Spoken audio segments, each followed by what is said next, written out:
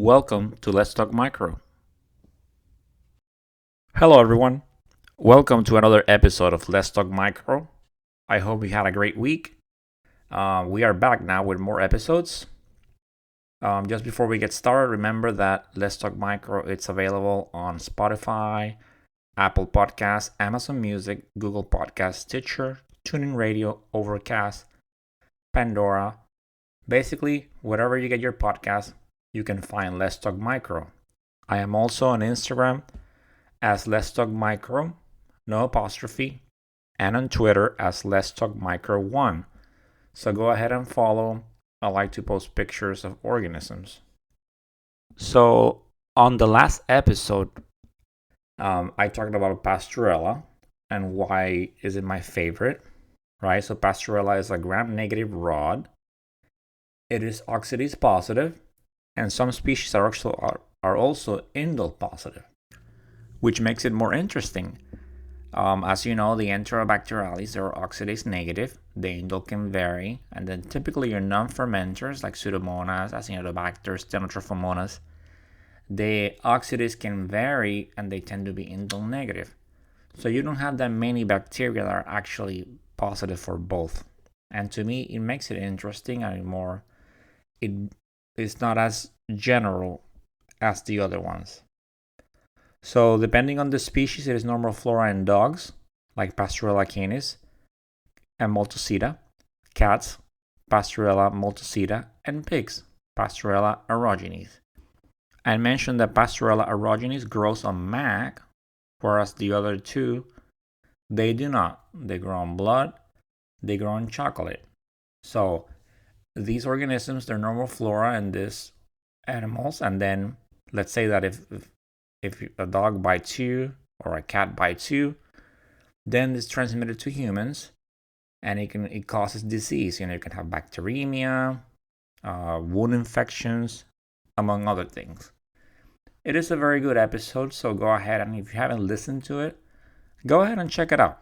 Pastorella, for me, is a fascinating organism, and I explain the reasons in it as to why I like it so much. Now, as in many episodes, I have talked about the MALDI-TOF. I have mentioned that you use it to perform identifications. So you hear MALDI here, MALDI there. So today we are actually going to talk about the MALDI-TOF. If you work in a large facility, you might have worked with it, or you might have just heard about it, right? So it is a method used for the identification of bacteria and fungi. It reduces the time it takes to get an identification of an organism. Those of you that work with the Vitek, let's say you set up an ID card. So it takes about 4 hours for bacteria and actually longer for yeast to come up with an identification. So with this workflow, you set it up one day. Let's say that you work on first shift. You set it up morning, before you leave at 2:30. 3, and then perhaps the next day you will see the ID on it. Of course, this depends, on what kind of reading system your lab has. And with this, I'm referring to what kind of plate reading system. Some labs might have, let's say, urine culture reads on first and second shift. I have seen it. Other labs might just do the plate reading on first shift. I have also seen where there's some plate reading on all 3 shifts, like mainly urines. Typically, all the other benches, like the wound bench, that they are more involved, they are typically maybe kept on the first shift because, it requires more training to have all these techs reading wounds.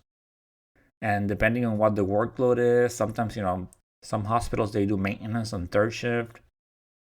So typically, the more complex benches are on day shift.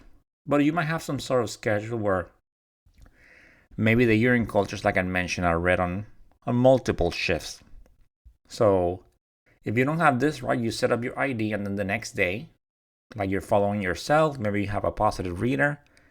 So then you find out what it is. So however, this is not the case with the MALDI-TOF. With the MALDI-TOF, you get an ID within minutes, depending on how many samples are loaded, but definitely before your shift is over. Technically, yes, the ID can be produced within minutes, but I'm going to talk about the composition of the instrument. And you'll see, so depending on how many you have, of course, if it takes like a minute each, and then your sample is at the last one, let's say, and you have a good 20, 25 samples, then of course, it'll be 25, 30 minutes to get a result. So it all depends on how many samples you have. Of course, you keep in mind the time that it takes for the instrument to fire up, do its thing, and then produce that result, which I'm going to be talking about. So that brings us to the next item on the podcast. So what is MALDI-TOF, right? What is MALDI-TOF? Well, let's start with what does MALDI-TOF stands for. MALDI-TOF stands for Matrix Assisted Laser Desorption Ionization Time of Flight Mass Spectrometry. So this is like it's like a mass spec. So this technique uses a laser to excite the chemical functional groups that are included in the proteins of an organism. The organism is applied to a plate from a culture or a protein extract. The sample then is mixed with a chemical matrix. And then what does this matrix do? Well, when the laser is applied, the matrix absorbs energy, transferring heat to the sample proteins and creating ions. Then the ions are separated on a tube that is referred to as the flight tube. The ions are measured using a detector. The lighter the ions, the faster they will travel in the tube. A spectrum is created as a mass spectrum using a mass to charge ratio. Then this spectrum is compared with known bacteria and fungal spectra that are stored in the database. So this is how an identification is obtained. In clinical micro, basically, we have two commercial MALDI-TOF methods. There's the MALDI Biotyper, Bruker, and the Vitek MS from bioMero. And this is the one that I'm familiar with. This is the one that I actually work with. The Vitek MS from bioMero. So I know I threw a lot of information there. So basically, yes. MALDI is Matrix Assisted Laser Desorption Ionization Time of Flight Mass Spectrometry. So you mix your sample with a matrix, and then when the laser hits it, that heat, it's going to be transferred to the sample, thus creating ions. And then those ions, they're separated on a tube, right? So those ions are going to go on a tube. And basically, and then the time is measured. The faster, the lighter the ions are, the faster they will travel. And then the spectrum is created using a mass to charge ratio. And then once you have this spectrum, you're going to compare it to the known database. And that's how an ID is produced. So I mentioned that I work with the Vitek MS, the bioMero, right? So what are the components of this instrument? Well, you need a target slide.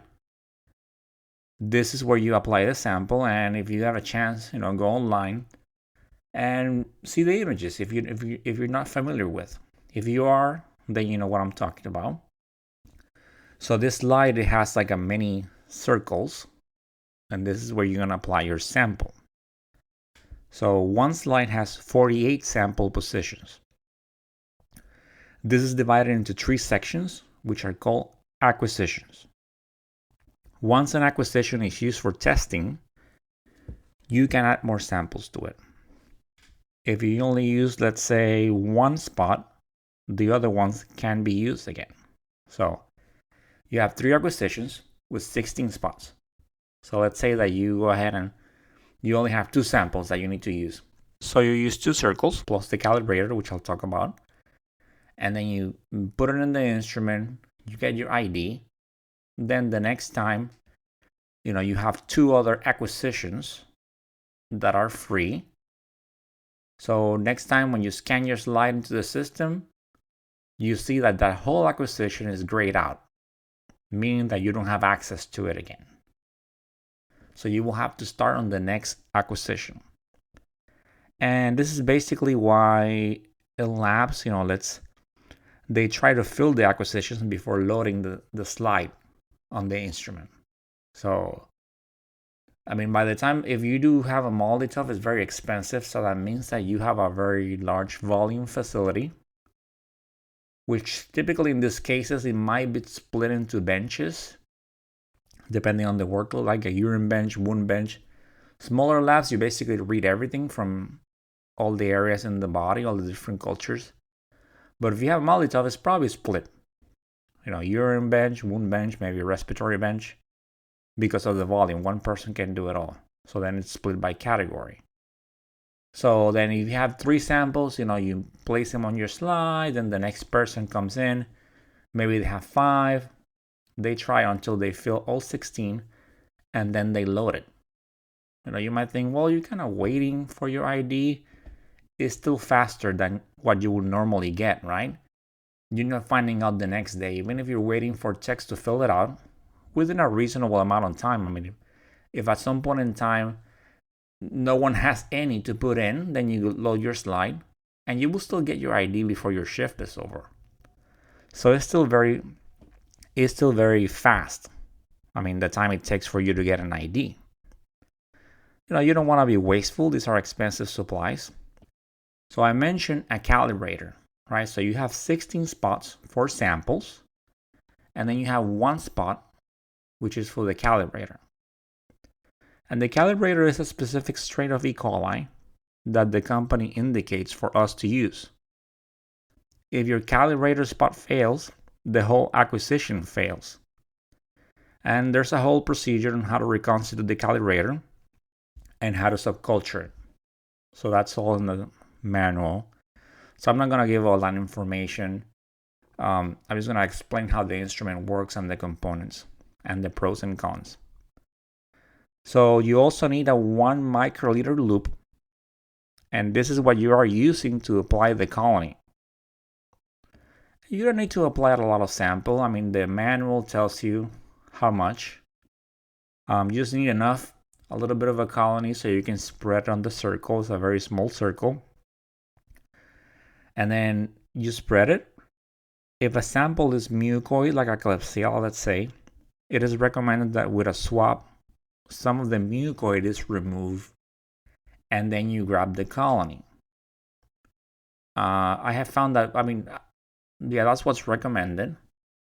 I have found out that if you stick the loop on the colony and just wiggle it a little bit, I think that kind of disturbs the mucoid, and you can get your sample on the slide, and it's not gonna fail. Because typically, if you don't do any of these techniques, you might not get an ID. It's gonna fail, and then you have to use another method, let's say the Vitek, the microscan.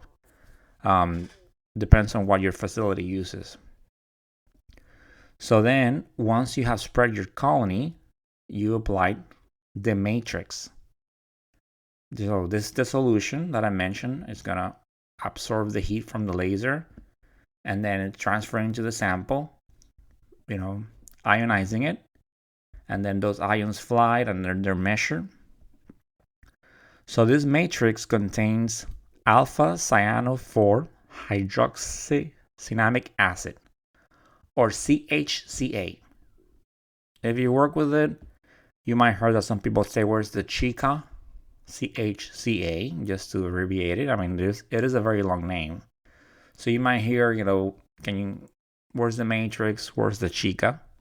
But the actual name is the alpha cyano 4-hydroxycinnamic acid. So this matrix, it needs to be applied to the calibrator strain as well. And it needs to be applied right after you apply your colony. This is done by pipetting it, and the amount is 1 microliter. It also needs to dry before you load the slide in the instrument. And this is what I describe as this procedure. The adding of the sample, you add the matrix, let it dry before loading the sample. This procedure is for bacterial preparation, right?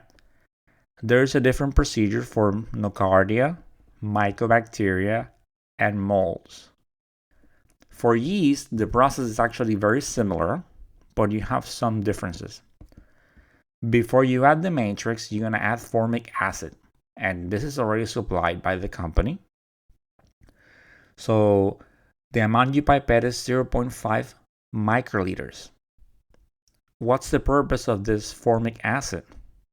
Well, it's going to pre-treat the yeast in order to facilitate the identification. Once the formic acid is dry, then you apply the matrix. This whole procedure is very easy and it's really quick. Once the slide is dry, you load it into the instrument and it takes over from there. So, like I said, this is a good thing about a podcast, right? You can pause it, process it, research. I am definitely putting a lot of information there. But it's good to have an understanding, especially of you students out there. I mean, if you end up doing your clinicals in a large facility, if you listen to this episode, you already have an understanding of how this works. When someone says, oh yeah, let's use the MALDI-TOF, you're like, oh yeah, I heard about it from this guy, this Let's Talk Micro guy. So I explain how it works and I explain the components, right? So very easy, right? 3 acquisitions with 16, 3 sections, 3 acquisitions with 16 sample spots each. And then in addition to the 16, you have 1 spot for your calibrator. And the calibrator is applied the same way that you apply your bacteria, grabbing a colony with your 1 microliter loop, spreading it, and then pipette your matrix, your 1 microliter of matrix, right? The company says that, bioMero, that you don't want your colony to dry before you add your matrix. So it's basically it's a very quick process. Sometimes at the beginning, while you are getting used to the instrument, your hospital might say, let's do double spots. I mean, you have the option to do that with the instrument. So you can add an extra spot and then put 2 samples of the same colony. That way, if one fails, you get the other one. I mean, it's not gonna, if you get the same ID, then you're good. But it is a way to kind of make you practice on your technique. And then once you get proficient enough, that you can do simple spots. And then, so you add no more than 2 spots before you add your matrix, so your colonies don't dry. And then also your calibrator, make sure that you should always do the calibrator first when you're going to start working on an acquisition. That way you don't forget, because if the calibrator fails, your whole acquisition fails. And you also have the option of, let's say that once your acquisition is done, let's say that you want to see, maybe, let me try again and see an ID, if I can get an ID again. You can indicate on the instrument to fire the laser again at that particular sample to see if it works.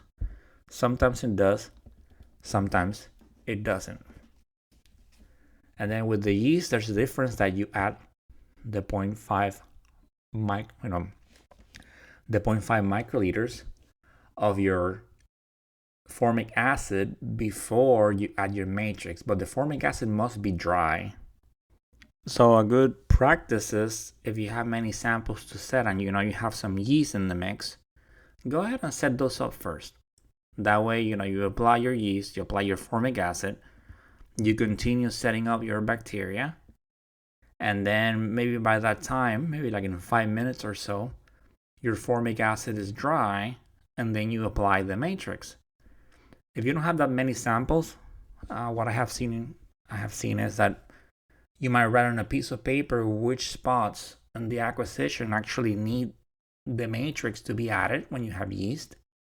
And then that way, if you're done and yours is not dry yet, your formic acid, another tech can come in, start processing their samples, and they see the paper, and then they will add the matrix for you. But if you are not overseeing that the matrix that the formic acid is dry, then you need some sort of communication with the next tech. That way they can add it for you. Because if you add the formic acid, but you don't add the matrix for your yeast, then it's not gonna work. It's gonna fail. And if that does happen, then you have the option of either repeating your slide, reapplying some sample, or using another method of identification, which of course I will talk more about. But like as you have seen, this is a very simple process. It's very quick to set up, right? So you need your chica, you need your formic acid, you need your slide, loop, and your colonies. And you follow the procedure, and most of the time it works. It definitely reduces the time that it takes for you to get an ID. So I think overall it is a very good system, and but of course, like any system, it has its pros and it has its cons.